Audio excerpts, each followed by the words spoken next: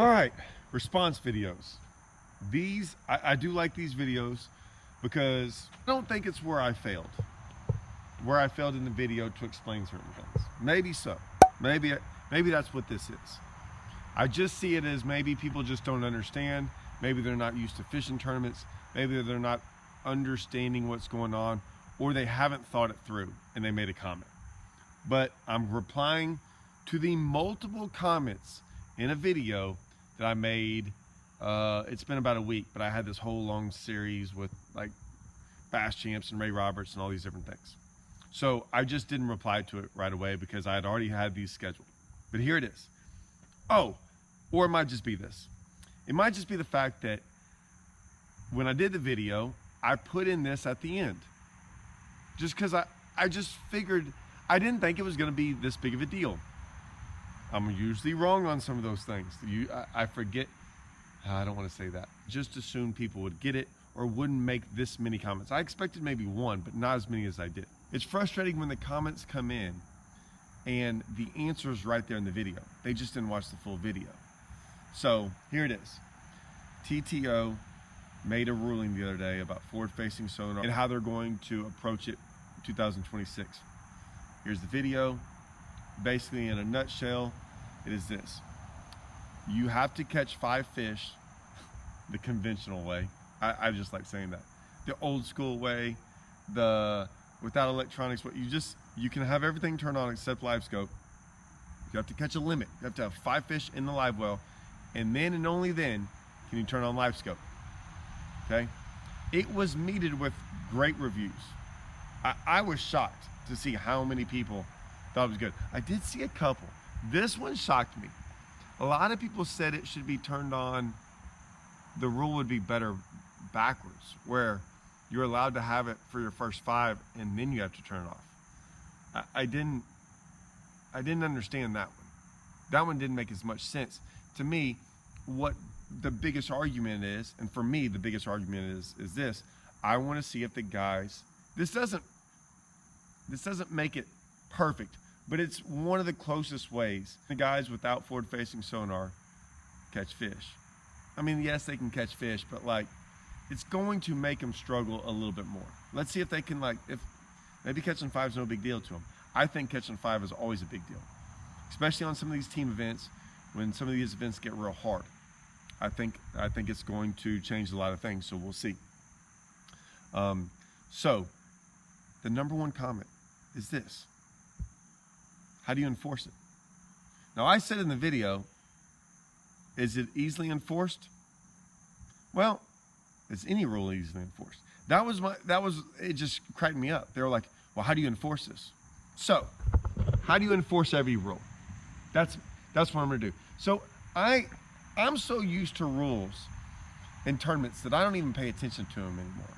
There's a couple I pay attention to, right? I always look at the information rule because that can change on certain tournaments. And I look at like starting times and things like that. Sometimes we have trailer events and the starting times, like, can you make a cast? Sometimes it's like you can leave the boat ramp at a certain time. Sometimes you can't make a cast, things like that. But for the most part, these rules are all like, I've been doing this for 30 years. The rules are pretty simple. I can pretty much rehearse them to you, but I wanted to look at them.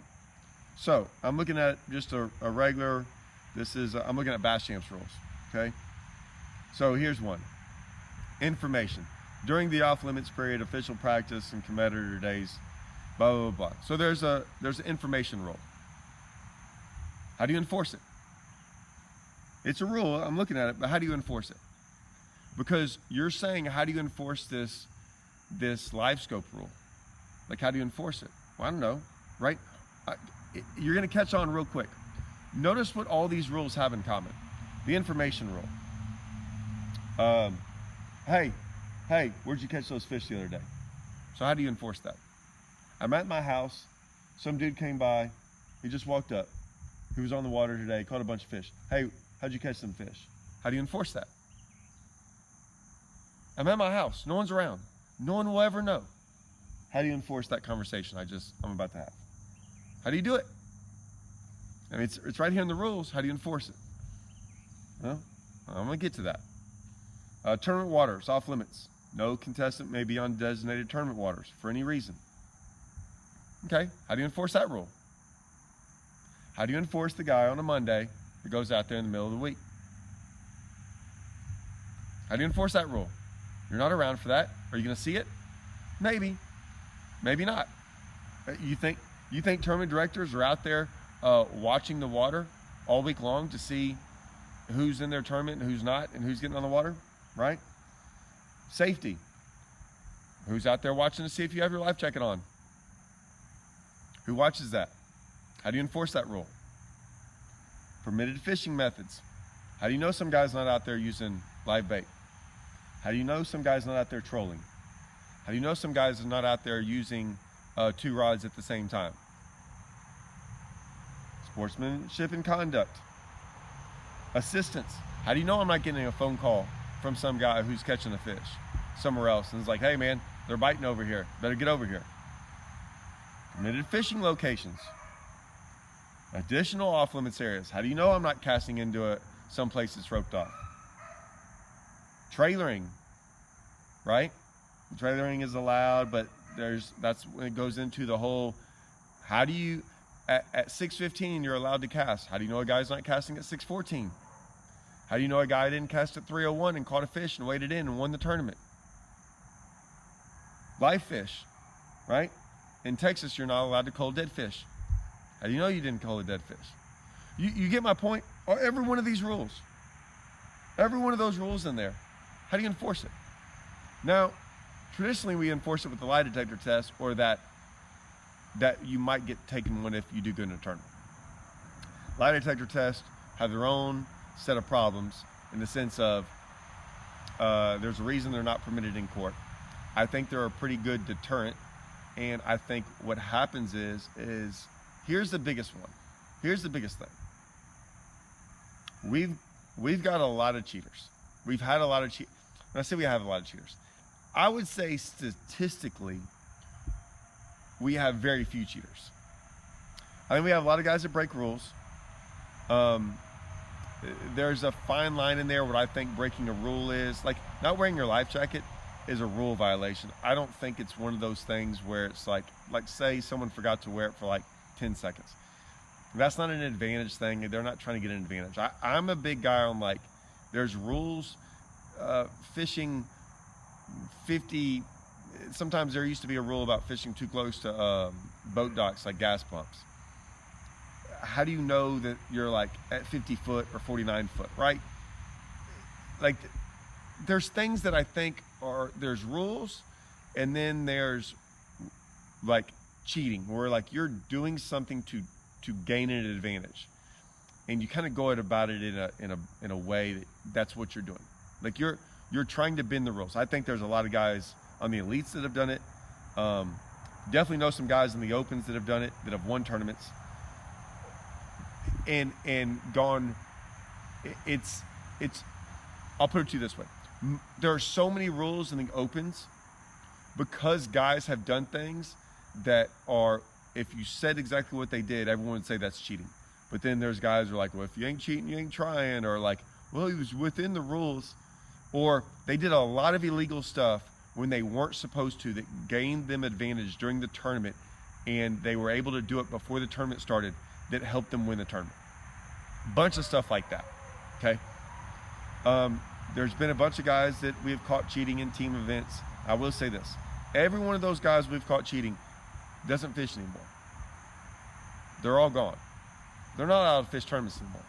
I don't think what's happening in these events of when someone gets caught cheating, it is more of a slap on the hand what happens to them, in my opinion, from a law standard, right? Or for something like that. Like no one's really getting prosecuted too hard for this stuff. However, you are shamed right now in the industry. That shame will carry on with you for probably forever. Some of these guys in the professional ranks are realizing this. Some of these guys definitely, I think the shame in the team stuff and the lower level stuff, it's not well known or widespread throughout the country, but like all of us look at you as a cheater. Like within the fishing community, we're like cheater. zero respect. Guy will never have a sponsorship, none of that stuff. Like, you're a cheater. And you will always be known as a cheater. You cheat one time and get caught, you will always be known as a cheater, right? So that's it's more of a shame thing of what happens in the violation, and hope these guys never fish again, right? Because most of the time, if you get caught cheating in a way that's bad enough, and that's hard to explain, I could go into it, but in a way that you were caught really red-handed, you can pretty much be banned from almost every event. Okay, so that's really what you're risking. That's what you're risking, right? Now with social media and the way things are going, you're gonna be shamed on a much higher level now too. So just throwing that out there. Once again, everyone commented, how do you enforce that rule? How do you enforce all these rules? Our sport, which I love about our sport, the good and the bad part about it, and it's why there's a lot of guys on here and go, and not only to me, there's some guys that call out cheaters. And within those comments, you will see guys go, why are you always crying about stuff? Why are you all, like, they call out the guys. This is what really pisses us off in the industry, some of us. When they do wrong and you get called out for it, and then guys in the comments, even other fishermen, call you a snitch or call you this or call you that, or they're like, they're like, man, why are you always like trying to catch someone? Our sport, let's just call it what it is. It's a good old boy sport. And what I mean by good old boys, okay? Hear me out if you stayed this long, good old boys. I think our sport is a very, or it has been in the past to me, is there's a great group of fishermen within the community that like, it's a community of tournament fishermen. I say most tournament fishermen kind of look out for each other. We all do. I really do believe that. Like, there's a connection there with tournament fishermen that you have that. A lot of you guys might not tournament fish and you might not understand it, but I'm just telling you. And there's this thing that, like, you hold your head up high that you're one of those guys that follows the rule and does this stuff. We have another group of fishermen that are not like that. It's a very small group. It's amazing to me because I've always tried to explain it to people. I'm like, man, you always see that group gravitate toward each other too. Like, the really good fishermen and the really good guys that do things the right way, they gravitate to each other and hang around each other. If you ever met a guy who like follows the rules and does things the right way, he usually hangs around more guys like that. And then the shadier guys within our industry gravitate to each other. It's amazing to me. Like, I can pick them apart. It's just guys that do stuff kind of the wrong way, they always gravitate to each other. And you see the other, it's to me, it's very obvious. I'm just going to say that. So I'm always very proud of some of the guys I hang out with, because I think I'm really proud of them sometimes when they do certain things, and I'm like, that's why that dude's my friend. But I think our community and our fishing as a whole of tournaments, I think a lot of guys hold their head high on that like, that's what we do. We go out there and try to do things the right way within tournaments. Yes, you have a lot of bad fishermen in there, and you will have some guys maybe break this rule. Just like all those rules I said, every one of those rules I just said, guys have broken. A lot of those rules we don't catch. Like, when they break them, we don't catch those guys. I think over time they eventually will be caught. This rule, no different. Is it another rule that can be broken? Yes. I mean, that's what our sport is, right? And I think the guys with high integrity, I think they have a long career in the sport, and the other guys, they might make some money and do some things here and there, but I think they get weeded out, right? Maybe like my grass, right? There's a lot of good grass out there, and there's some weeds that need to be pulled. Hopefully those weeds get pulled, right? Sometimes I do them, sometimes someone else does them. Hopefully it just takes care of itself sometimes.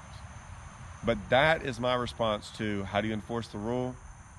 We're gonna try our best. And if you get caught, it shouldn't be a slap on the wrist. It should be a flat out, you might not get to fish again for a while, for a long while. It's not that hard of a rule to follow. It's pretty easy. And let me tell you something. A lot of eyes out there in the water. A lot of eyes. So I'm just telling you, if you're in this tournament, right? When we look down and we see you across, like, it's very easy to tell when people are live scoping. You can hide it and you can whatever. Looking at your graph is no big deal. But all of a sudden, like, we can all tell. I'm just telling you, it's not concrete evidence. But if you're sitting there watching the guy and all of a sudden, you know, that tow motor faces that way, he looks down and throws right over there, and he catches a fish, he puts it in that live well, and he doesn't cull, right? You might be like, hey, look, I'm not saying he was doing something wrong, but we got quite a few lie detector tests. We got 3 in every tournament TTO does. We saw him do it 2 or 3 times. Maybe you should, maybe you should ask that guy and see what he says. Maybe that's a question. Maybe he gets randomly polygraphed, right? That's how you enforce it. That's my thoughts. So, there you go.